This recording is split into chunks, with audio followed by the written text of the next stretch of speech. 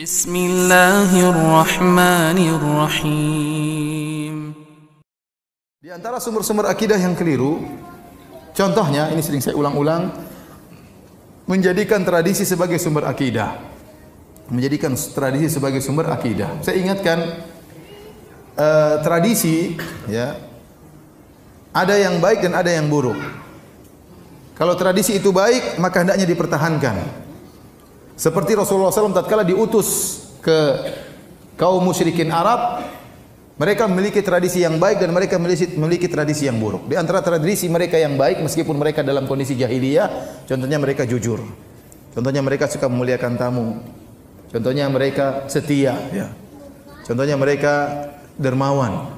Makanya Rasulullah SAW mengatakan innama bu'istu liutammima makarimal akhlak. Sungguhnya aku diutus untuk menyempurnakan akhlak yang mulia. Kenapa? Ada akhlak yang mulia di mereka. Tinggal disempurnakan lagi oleh Nabi sallallahu alaihi wasallam. Adapun tradisi-tradisi yang buruk semuanya dilawan oleh Nabi sallallahu alaihi wasallam, difilter oleh syariat. Kalau tidak sesuai maka Nabi sallallahu alaihi wasallam ya menentang tradisi tersebut. Makanya Nabi diberi tuduhan dengan tuduhan as-sabi. As-sabi artinya orang yang keluar dari tradisi nenek moyangnya. Nabi diberi gelar di antaranya al-kahin, dukun, di antaranya as-sahir, tukang sihir, di antaranya mashur, orang tersihir, di antaranya majnun, orang gila, di antaranya syair, penyair, ya, di antaranya kadzdzab, pendusta, di antaranya sabi, orang yang keluar dari tradisi nenek moyangnya. Dan ini gelar yang sering mereka ulang-ulangi dan mereka sering berikan kepada Nabi gelar ini. Kenapa? Karena orang takut untuk keluar dari tradisi. Sehingga kalau ada sahabat yang masuk Islam dari musyrik menjadi muslim, maka langsung dikatakan oleh mereka qad sobauta atau sobata, kau telah keluar dari tradisi nenek moyangmu. Agar orang tidak berani keluar dari tradisi nenek moyang. Jadi ingat, Islam datang untuk memfilter tradisi. Bukan tradisi memfilter Islam. Hati-hati. Sebagian orang mengatakan, lihat dulu, jangan dulu, kita lihat dulu bagaimana Islam yang datang dari Arab, kita cek dulu. Kalau sesuai dengan tradisi kita, kita terima, kalau enggak kita tolak. Ini bahaya. Justru Islam datang untuk memfilter apa? Tradisi. Bukan tradisi memfilter Islam. Salah. Sebagaimana Nabi SAW hidup di orang Arab. Dan dia datang dengan Islam dan dia menolak adat Arab. Dia menolak adat Arab yang tidak sesuai dengan syariat Islam. Dan mengambil akidah dari tradisi ini merupakan lagu lama, ya. Sudah dilakukan oleh orang terdahulu. Contoh seperti umatnya Nabi Ibrahim alaihissalam. Waktu Nabi Ibrahim alaihissalam menegur umatnya yang sedang nongkrong beribadah kepada patung-patung, ma hadhihi tamathilul lati antum laha aqifun. Patung-patung apakah ini yang kalian sedang nongkrong di sini kemudian beribadah kepada patung-patung tersebut? Apa dalil mereka? Wajadna aba'ana laha abidin. Kami mendapati nenek moyang kami menyembah berhala-berhala ini. Ya sudah, kami tinggal ikut. Kami tinggal ikut. Apa kata Nabi Ibrahim alaihissalam? Laqad kuntum antum wa aba'ukum fi dhalalim mubin. Kata Ibrahim alaihissalam, kalian sesat, nenek moyang kalian juga sesat. Bapak kalian juga sesat, kakek kalian juga apa? Sesat. Buyut kalian juga apa? Sesat. Ini tradisi sesat kata Nabi Ibrahim alaihissalam. Makanya mereka pun jengkel, ya. Kemudian mereka membakar Nabi Ibrahim alaihissalam. Demikian juga tatkala Nabi SAW mendakwakan Islam, orang-orang musyrikin Arab berpegang teguh dengan tradisi. Mereka mengatakan inna wajadna aba'ana ala ummah wa inna ala atharihim muqtadun. Kami telah mendapati nenek moyang kami di atas jalan ini dan kami hanya ikut saja nenek moyang kami. Dalam ayat yang lain, inna wajadna aba'ana ala ummah wa inna ala atharihim muhtadun. Kami telah mendapati nenek moyang kami di atas jalan ini dan kami mendapat petunjuk jika mengikuti petunjuk nenek moyang kami. Jadi dalilnya tradisi. Oleh karenanya sulit seorang keluar dari tradisi. Makanya waktu Abu Thalib akan meninggal dunia, agar Abu Thalib tetap berada di atas kesyirikan, Abu Jahal cuma mengingatkan satu tentang tradisi. Rasulullah SAW datang begitu, kata Rasulullah SAW, ya ammi qul la ilaha illallah kalimatan uhajju laka biha indallah. Wahai pamanku Abu Thalib, ucapkan la ilaha illallah, aku akan berargumen, aku akan bela engkau, aku akan berdebat membela engkau di hadapan Allah Subhanahu wa taala.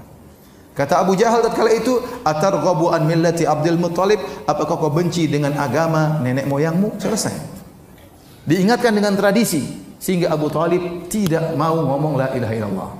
Dan dia berkata kepada Rasulullah SAW, ya, laula an tu'ayyirani Quraisyun, seandainya aku tidak dicela oleh orang Quraisy, la aqrartu biha ainak, seakan membuat engkau senang wahai ponakanku.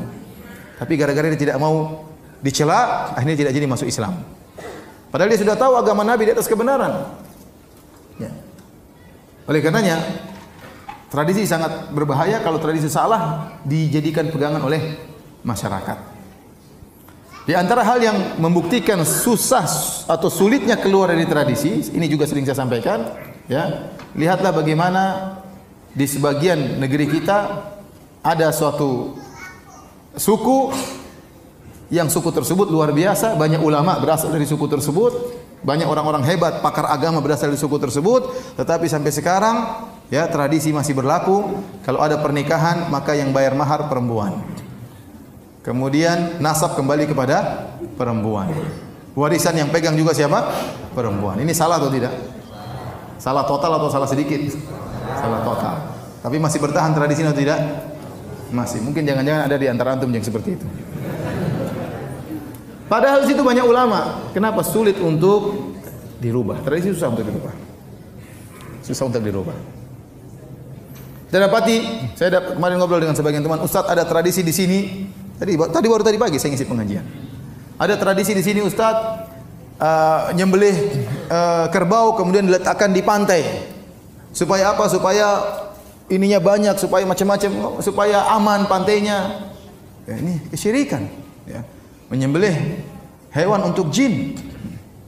Ada juga yang meletakkan kepala kerbau diletakkan di tengah-tengah sawah. Buat apa? Untuk bersyukur. Tradisi apa seperti ini? Kalau bersyukur kepalanya jangan dibuang, dimakan dong, jangan dibuang. Itu namanya mubadzir, buang-buang. Banyak orang suka kepala sapi, ya atau tidak? Oleh karenanya, ya tradisi. Dan ini salah dalam mengambil akidah dengan tradisi. Ya. Sekarang kalau kita terima tradisi adalah sumber akidah, pertanyaan berikutnya, taruhlah saya sepakat sama Anda bahwasanya tradisi sumber akidah. Nah, kalau tradisi menjadi sumber akidah, tradisi siapa yang jadikan sumber akidah? Tradisi orang Jawa kah? Tradisi orang Bugis kah? Tradisi orang Batak kah? Tradisi orang Sumatera kah? Tradisi siapa? Nenek moyang siapa yang menjadikan sumber hukum? Atau tradisi orang Arab? Siapa yang menjadi sumber hukum? Karena berbeda-beda tradisinya. Kemudian antum-antum juga sekalian suatu saat akan jadi nenek moyang, itu tidak? Atau tidak akan jadi nenek moyang? Antum suatu saat akan jadi nenek moyang, jadi bapak moyang sama nenek moyang, kakek moyang sama nenek moyang, ya. Ya. Apakah antum pantas dijadikan sumber dalil? Ya, kita tahu kita banyak kekurangan, kita banyak kesalahan. Tidak pantas kita menjadi sumber apa? Sumber akidah. Jadi ini salah satu kesalahan menjadikan tradisi sebagai sumber akidah. Taib.